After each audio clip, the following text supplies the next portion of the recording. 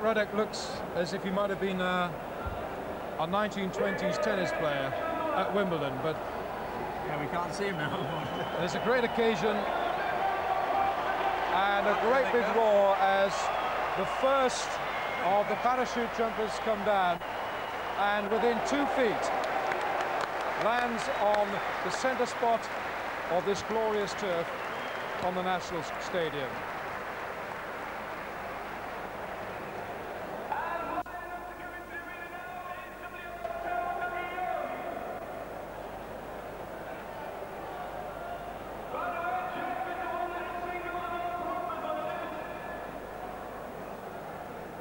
Passive smoking later on. Good.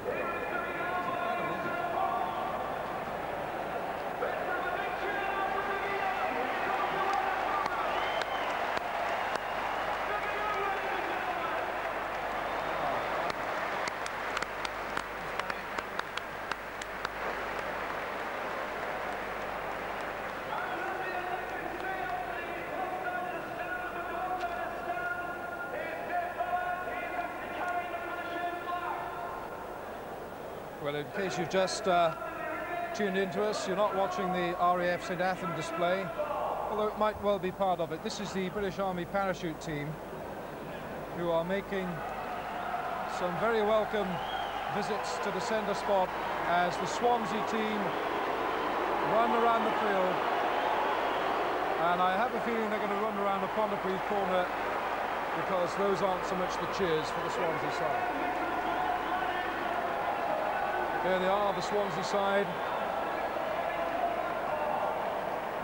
led of course by Tony Clement, and they're the first ones out to sample the atmosphere, which I can tell you is pretty electric.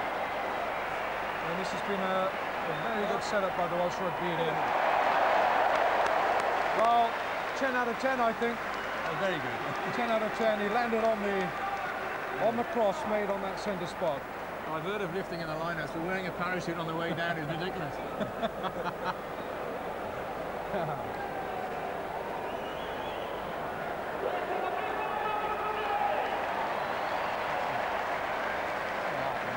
Who's going to save? That's a close shave. That was a close shave. David Bryant's just saying that wasn't so much a close shave. Well, it really is a wonderful occasion. It's Swansea who are just sampling at first. Pontypridd are still in the dressing room. They'll come out to what would appear to be a rapturous roar in a moment. Well,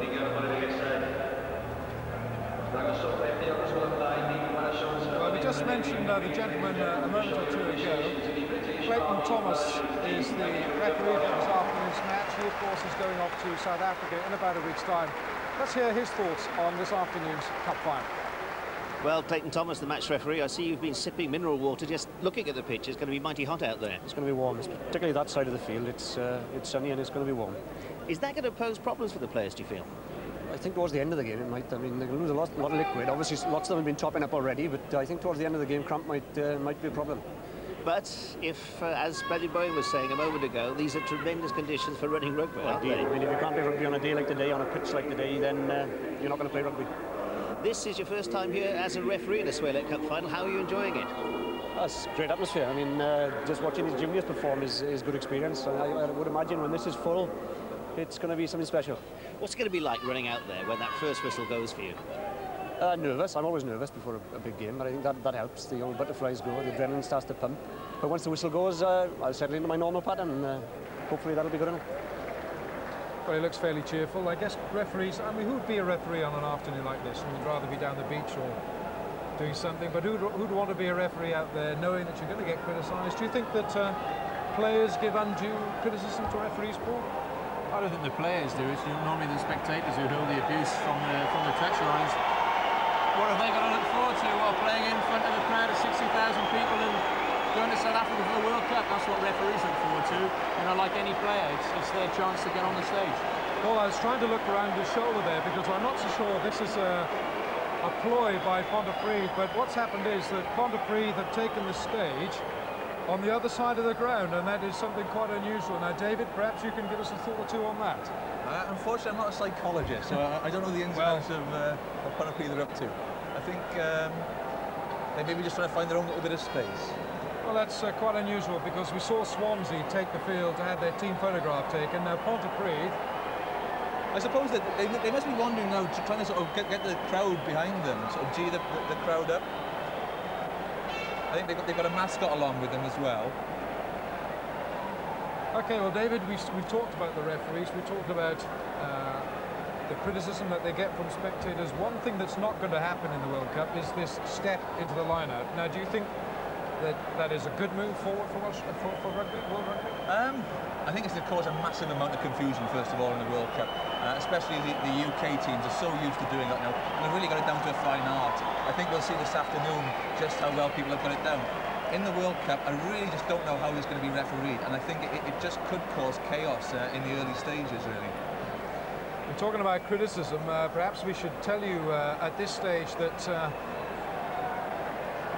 well, I will tell you in a moment of some news that has come from the England rugby camp, but at the moment we'll just keep our thoughts with some Pontypridd supporters who've come down in thousands. This is Nigel Bazzani, the Pontypridd captain. And what a moment for him, 38 years of age. Well, he says he's 38. I think we all lie about that, don't we? But what a great moment for him, Paul. Yeah, great occasion. He's not going to, I wouldn't have thought, get any more of these in his lifetime. And in fairness to him, he's done well for the team over the last 4 or 5 years. They're looking very intense, the Pontypridd players. I think they're not smiling at all. They've got a job to do, and they really are looking like they've got one thing on their mind. Well, they've only been in one final, haven't they?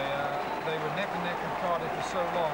So much hinges on the outcome of this match for them, doesn't it? Well, Pontypridd have been there or thereabouts, you know, both in league and cup rugby throughout the last 5 years. But they've always fallen down, you know, with about a month to go, and they'll be devastated if they lose today, as will Swansea. But I think Pontypridd, this is their chance to really show everybody that they've reached the top. Certainly an awful lot of noise has been generated here. Well, there's Mike Ruddock, the Swansea coach as well, who doesn't look terribly relaxed. As you say, David, there's a few tense people out there, and quite rightly so. Yeah, unfortunately, I've never been fortunate to play enough in a good Lord, doing some serious getting on with it there, the Swansea team. Obviously preparing, I think, what is going to be an extremely physical battle in the first 10 minutes, undoubtedly. But there's bound to be an awful lot in it. It's going to be the highlights of a lot of these players' careers playing in the cup final at the dance ball. Well, that's an extraordinary little pre-match exercise, isn't it? Yeah, this in fact takes me back to Wales-Australia in Australia in '91, because we did that before we played them in the dressing room, and then we went out on the field and were absolutely hammered. So I hope it's not a bad sign for Swansea. Is that going to change your prediction now? Richard Moriarty there, of course, the veteran of the Swansea side, and he is on the bench this afternoon for Swansea. Stuart Davis alongside him. He's the Swansea number 8. An awful lot on Stuart, I think, today. He had a massive game in the semi-final. He did, he certainly did, and let's hope for Swansea people that he has a big game as well today. But now, for the moment, let's go over to Bob Humphries on pitch side. He's talking to Nigel Bazzani. Well, Nigel Bazzani, you've just been doing the warm-up. Is it as hot as it looks out there? Yeah, it's a very warm day. Unusual, I suppose, for this time of the year, but it's the same for both sides, isn't it? So, is it going to affect the game in any shape or form, do you think? Well, I suppose the players will be more tired coming off, indeed, yes, I should imagine that. But we set our game plan, we're going to stick to that, and hopefully it'll be all right on a day. I tell you what, you had a tremendous reception as you walked around there. It seems like the whole of Pontypridd is here. Oh, we've got tremendous support, and I think it's the best support in Wales we've got, and we're very proud of them, and let's hope they showed all the best today for us. You've never won this cup, so how important is it for you to break that duck? Oh, we need it. I think the town needs it, everybody, you know. People of Pontypridd need to say that we were the cup winners, like, so very important to win today. Especially as you missed out so narrowly in the league, you've got to put that right. Well, that's right. This is another chance to put it right today. It's a great occasion. I'm very proud to lead the side out. I'm sure all my team members are proud as well, and we hope to do Pontypridd proud today. You had a disappointing result when you went down to Swansea in the league. I mean, is that something we should forget about? Is that something you've been able to forget about? Yeah, that's right. We know we didn't play well that day, and we've got to improve on that performance to beat them today, I'm sure, and we've got to just go for it. Nigel Bazzani, thanks very much indeed. Okay.